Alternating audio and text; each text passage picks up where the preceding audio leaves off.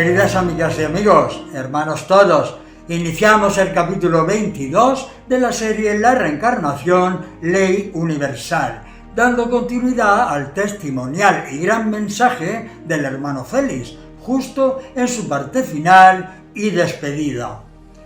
Os repito aquí lo que ya os han dicho muchas veces mis otros hermanos. Cuidad muy bien el comportamiento en familia, que reine totalmente el amor, pues el tiempo es difícil y sois una y otra vez atacados por las tentaciones de los pobres espíritus que actúan en las tinieblas.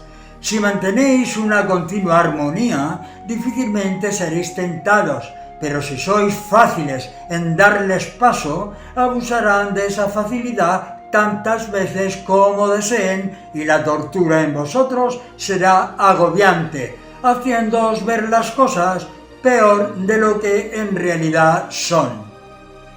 Librad la gran batalla a favor del bien para estar en todo momento al servicio del Padre.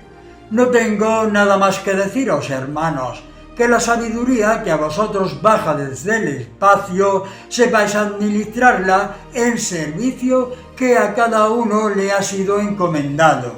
Os abraza vuestro hermano Félix. Este maravilloso mensaje espiritual no necesita de comentarios, sino de una profunda y sentida reflexión, donde nuestro corazón sea capaz de expresar como el matemático Arquímedes al encontrar la fórmula de su famoso principio. ¡Eureka! Lo encontré. El verdadero sentido a nuestra vida y la capacidad suficiente para surcar el camino de la constante evolución de nuestro espíritu en su transitar por las distintas vidas de aprendizaje, hasta alcanzar su morada eterna junto al Creador. Veamos ahora otros testimonios de personas que recordaron de forma espontánea alguna de sus vidas anteriores. El 22 de agosto de 1965, el diario La República, periódico de información y notas de actualidad de Lisboa, Portugal, publicó la noticia sobre un caso de reencarnación comprobada del niño Ismail Atinquile. Ese mismo año, dicha noticia fue reproducida en la revista Mundo Espírita de la ciudad brasileña de Curitiba, noviembre-diciembre, siendo seguida con gran interés en ambos países por lo llamativo de la misma.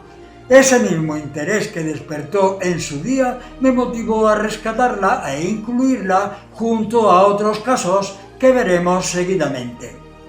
Adana es una ciudad turca ubicada en la costa del Mediterráneo, al sur del país.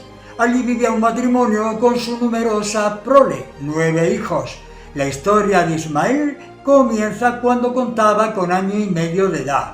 Un día, al ser llamado por sus padres, este le respondió que él se llamaba Abi Suzulmus, nombre que era totalmente desconocido para sus progenitores y que el niño repetía cada vez que se le llamaba.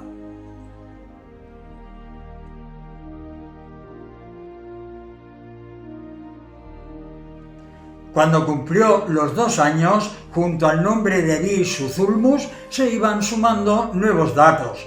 Había sido un negociante muy rico y que había sido asesinado junto a su esposa y 2 de sus hijos, por 3 hombres. Cuando esto llegó a oídos de un tío de Ismail, este reaccionó enfadado diciendo: «Esto es cosa del niño, ya estoy harto de esa tontería». A lo que Ismail reaccionó no como el niño que era, sino como un adulto. «Tú solías trabajar para mí, incluso a veces bebíamos juntos. ¿Cómo te atreves a tratarme así?». Su tío empezó a recordar que efectivamente hacía bastantes años que trabajó para un tal Abi Suzulmus, con el que llegó a entablar cierta amistad y a veces acostumbraban a beber juntos. El tío no salía de su asombro. Este comenzó a investigar y comprobó que Abi había muerto asesinado hacía 6 años. Sus padres, aterrados ante el descubrimiento, decidieron mandar a su hijo, junto a un investigador, a la casa del asesinado. A su regreso, el investigador les contó lo siguiente. Al llegar, fuimos recibidos por una hija de Abí llamada Gulserem, a la que el niño reconoció y abrazó diciéndole: «Hija mía, ¿cómo te va?». Esta nos llevó a un jardín donde había una mujer que nos presentó y que Ismael reconoció como Atice, su primera mujer. El investigador le preguntó el por qué se había divorciado de ella y casado después con Saide, respondiendo que su primera mujer no podía tener hijos y se casó con Saide porque era muy bonita. Seguidamente Ismael les llevó al establo y allí les contó cómo se había producido el asesinato.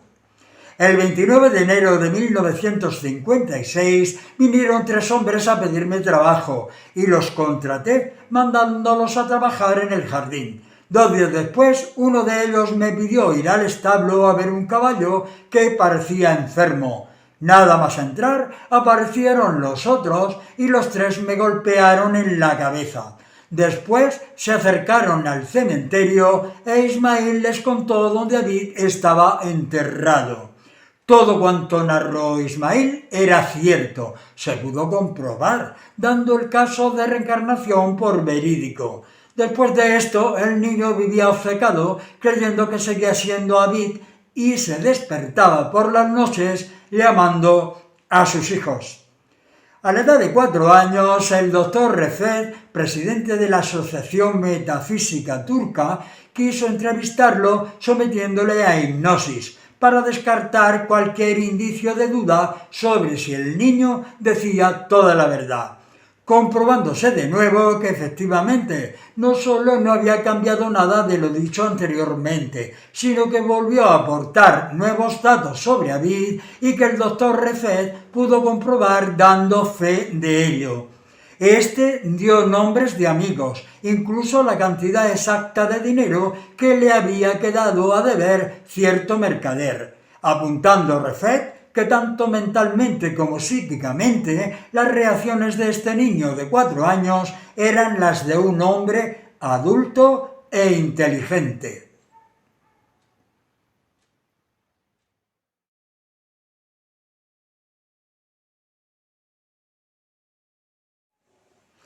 El 19 de enero de 1951, un barbero y un lavandero engañaron y asesinaron con un cuchillo a Stol Kumar, conocido como Munna, un niño de 6 años de edad, único hijo de un señor de apellido Prasad. Aparentemente el motivo del crimen era eliminar al heredero legal de su padre, pues una vez eliminado este, se convertiría en heredero legal uno de los 2 asesinos, por ser familia directa. La cabeza del niño fue separada del tronco, así lo vio y reconoció su padre cuando le pidieron ir a identificar el cadáver.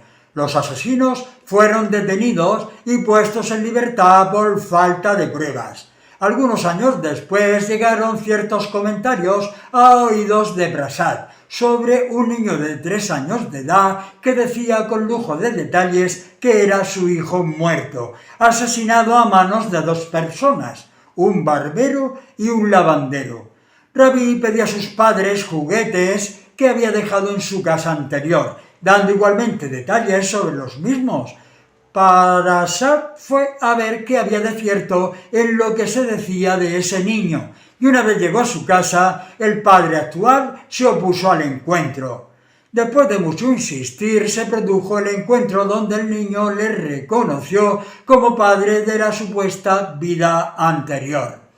Rabí, que cierta vez se cruzó con sus asesinos, los reconoció de inmediato, comenzando a temblar por el miedo. Dados los detalles tan específicos que ofreció, se intentó volver a procesar a sus asesinos, contando con nuevas pruebas. La madre confesó que el niño, desde el nacimiento, tenía una marca a todo lo largo del cuello, como si fuese hecha con un cuchillo, añadiendo que era congénita, pues se le había descubierto cuando el niño tenía 3 o 4 meses de edad. Cumplidos los 11 años, le recordaron a Rabi el incidente y los hechos narrados por él, pero el niño aseguró no acordarse de nada, ni siquiera de haber hablado alguna vez sobre ello. Su caso fue analizado por diversos médicos y científicos, comprobándose todo detalle: marca de nacimiento, personas entrevistadas, testigos y su comportamiento, incluida la posibilidad de que Rabi tuviera conocimientos paranormales, datos geográficos de la aldea y posibilidad de contactos entre las dos familias con anterioridad. Veamos ahora otro caso. Romy vivía con sus padres en la ciudad de Des Moines, estados de Iowa, en Estados Unidos. Cierto día en que los tres volvían de Chicago, el padre lee un letrero en la carretera con indicaciones para varios sitios y le comenta a su esposa: «Mira, por aquí se va a Charles City». Romy, al escuchar el comentario de su padre, dijo: «Yo viví en Charles City». A partir de ese viaje, la niña comenzó a aportar datos de su anterior vida en esa ciudad. Dijo que se llamaba Joe Wickle y que su esposa se llamaba Sheila.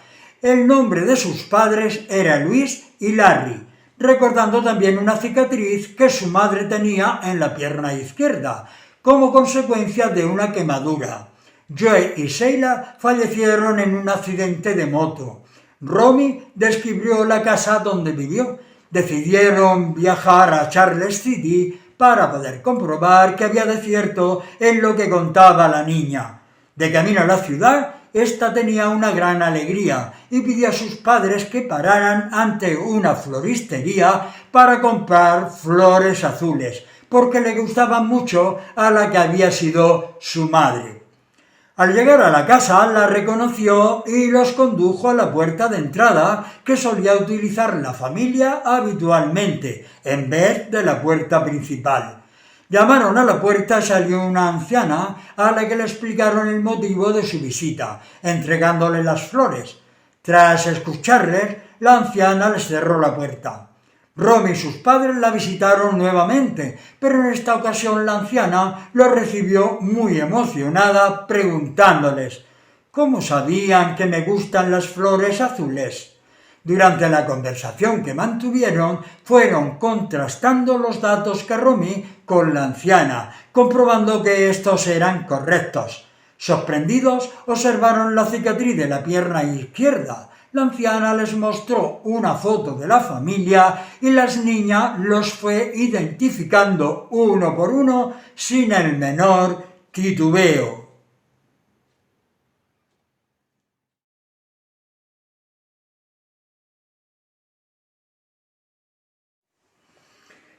En 1957, en Inglaterra, las hermanas Joanna y Jacqueline Pollock, de 11 y 6 años, fueron atropelladas en la acera por un coche.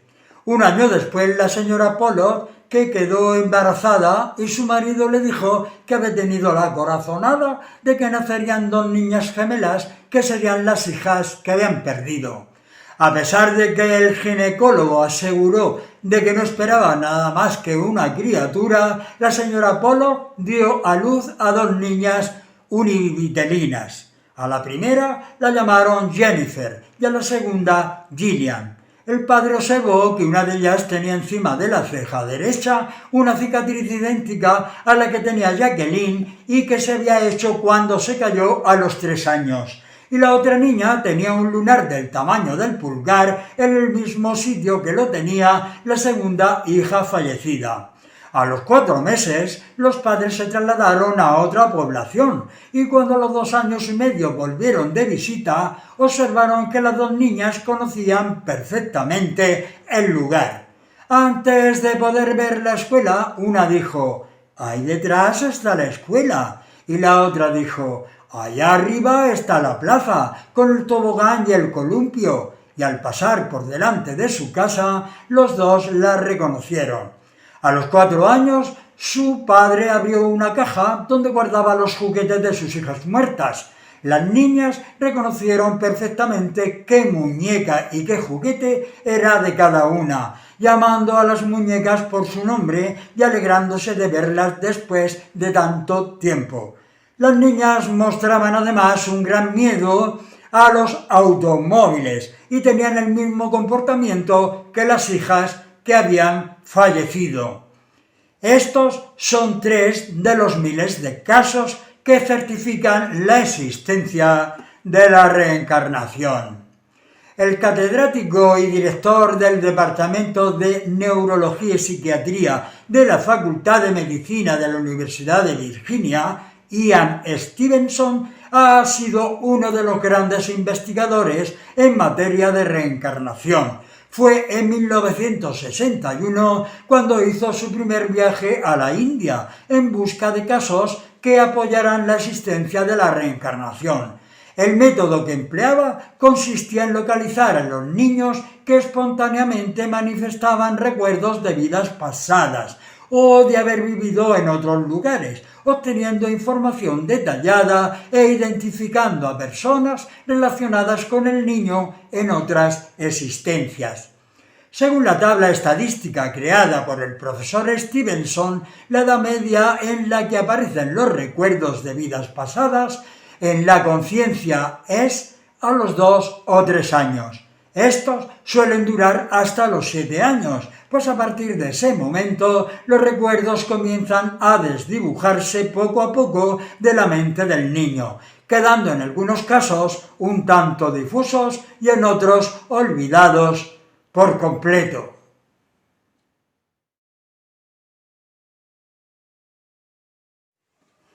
Después de 22 años, el doctor Stevenson consiguió reunir casi 2.000 casos. Entre las obras más importantes del investigador figura el libro titulado 20 casos que sugieren la reencarnación.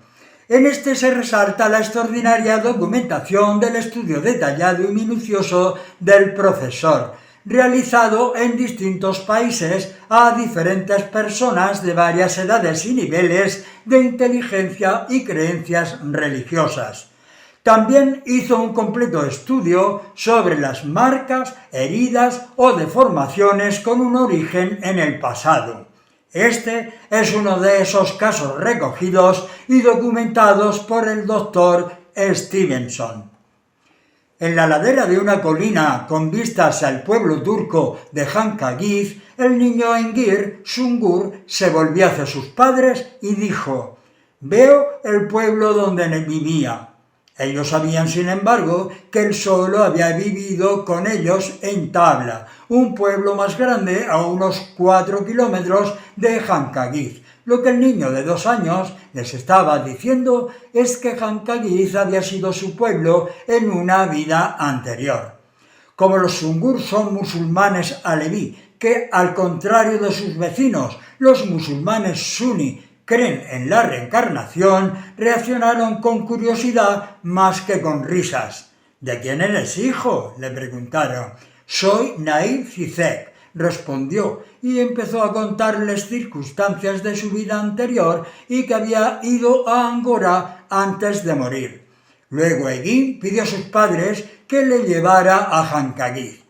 Al principio los Sungur, quienes nunca habían oído hablar de Naif Zizek, se negaron. Poco después el pequeño Egin se encontró en la calle con Gulam Zizek, la hija del fallecido, la cual iba al colegio de Tabla. Se dirigió a ella llamándola «hija mía», y viendo que la chica se asustaba, le explicó que él era su padre.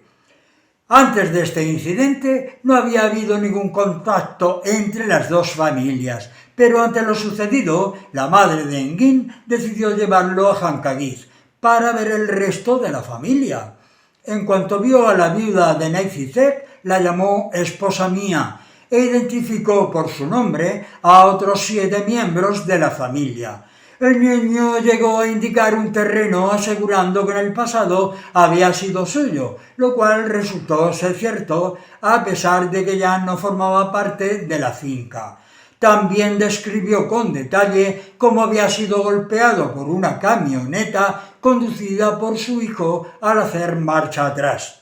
Además, se supo que Naiz fue a Angora a ver a un médico, tal como había dicho Egin, y murió poco después, en diciembre de 1979, a los 54 años de edad.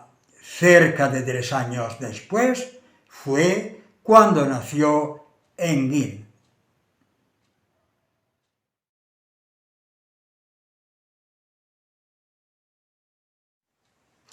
Otro buen ejemplo a citar es el caso de Patricia, que el doctor Enani Guimaraes Andrade narra en su libro Reencarnación en el Brasil.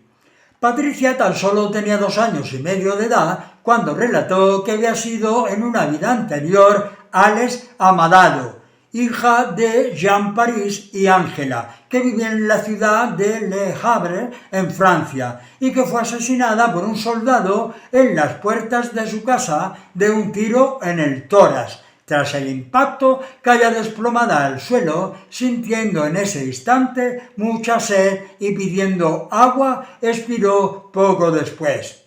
También recordó de haber viajado después de morir sobre el océano, en un vehículo blanco, y cómo fue su espíritu traído posteriormente al hogar donde nació en su actual existencia. Varios fueron los investigadores que pudieron comprobar las marcas en el cuerpo de Patricia, debidas al impacto de un arma de fuego por las cicatrices que tenía una a cada lado del tórax, como si fuesen los orificios de entrada y salida de un proyectil. Los hechos descritos por Guimaraes Andrade, el honorable investigador, son considerados científicamente válidos por el doctor Ian Stevenson, quien también expuso un número considerable de ellos en su libro Marcas y defectos de nacimiento. El periespíritu es el organizador biológico de todos los seres de la creación. Él coordina todo el proceso de estructuración del embrión humano, rigiendo los cambios de la división celular y, más aún, ordenando los genes, alineando los pares moleculares que los constituyen, de acuerdo con las informaciones traídas por el espíritu reencarnante. Determina así la salud o dolencia, el tiempo estimado de vida y otras innumerables informaciones. En el caso de Patricia, el periespíritu transmitió a su cuerpo físico esas marcas, interfiriendo en su carga genética. En el caso que veremos a continuación, seguro que no os resulta indiferente. Billy es un niño australiano de 4 años de edad, que asegura ser la reencarnación de la fallecida madre de los príncipes Guillermo y Harry. El niño es hijo del famoso cantante David Campbell, quien en diversas declaraciones ha comentado que el pequeño, desde los 2 años, ha declarado ser Lady Di, a pesar de que el niño nunca había escuchado hablar de la familia real británica. «Mira, soy yo cuando era una princesa», les dijo Billy a sus padres después de ver una fotografía de quien fuera la primera esposa del príncipe Carlos de Inglaterra. Y eso no es todo. Campbell comentó que su hijo también había referido que había tenido un hermano llamado John. Recordemos que la princesa Diana tenía un hermano llamado John Spencer. El niño les había descrito con todo lujo de detalles una de las residencias de la familia real, el castillo de Balmoral en Escocia. Comentaba que cuando visitaba ese maravilloso país tenía un unicornio que se llamaba Balmoral. Hay que mencionar que el unicornio es el animal nacional de Escocia, por lo que hay muchos por las paredes y se extrañan de cómo Billy podía saber eso. Además, no solo recuerda datos de la vida de Diana, también ha relatado cómo fue su muerte el 31 de agosto de 1997, diciendo: «Soy yo como princesa, pero después llegaron las sirenas y dejé de ser princesa para siempre». es lo que el niño le dijo a Lisa al ver una foto de Diana.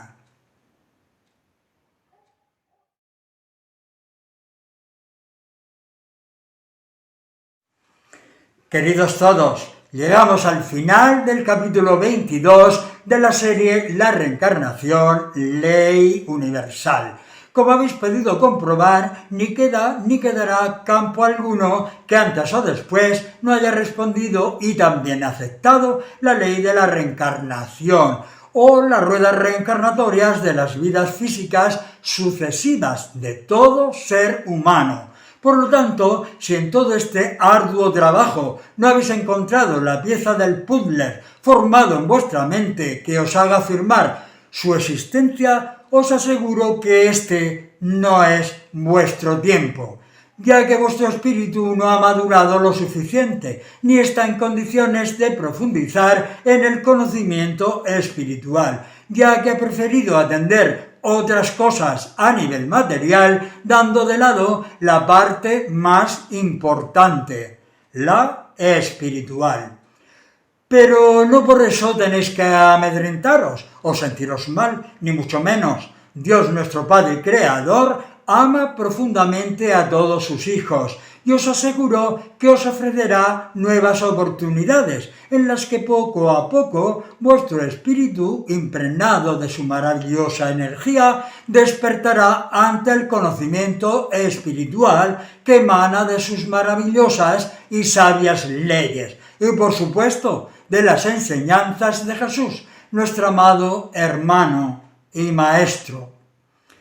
La frase de esta semana con la que cerramos el capítulo 22 de la serie La reencarnación, ley universal, pertenece al actor inglés Art Parkinson, la cual dice lo siguiente: yo soy su legado. Su sacrificio me enseñó que aunque después de la noche más oscura el sol saldrá de nuevo. Si el corazón es lo bastante fuerte, el alma renacerá con cada nuevo día, vida tras vida, época tras época, y así será para siempre.